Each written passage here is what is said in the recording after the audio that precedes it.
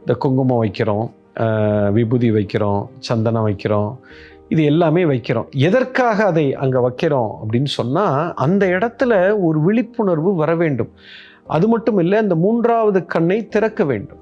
இந்த 3வது கண்ணு உங்களுக்கு திறந்து விட்டால் அத்தனை ஞானமும் கிடைத்துவிடும். நீங்கள் அண்ட சராசரத்தில் நீங்கள் என்னெல்லாம் தெரிஞ்சுக்கணும்னு நினைக்கிறீங்களோ எல்லாமே தெரிந்துவிடும். அதுக்கப்புறம் நீங்கள் யாரிடத்திலும் எதையும் பிச்சை எடுக்க தேவையில்லை. அத்தனை ஞானமும் வந்துவிடும்.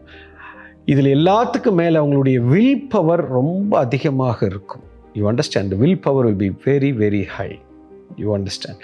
ஸோ இப்போது அந்த வில் பவர் அதிகமாக இருக்கும் பொழுது நினச்சி பார்க்க முடியாத சக்தியெல்லாம் அடைய முடியும். ஸோ இந்த 3வது கண் என்பது ரொம்ப ஒரு அற்புதமான விஷயம்.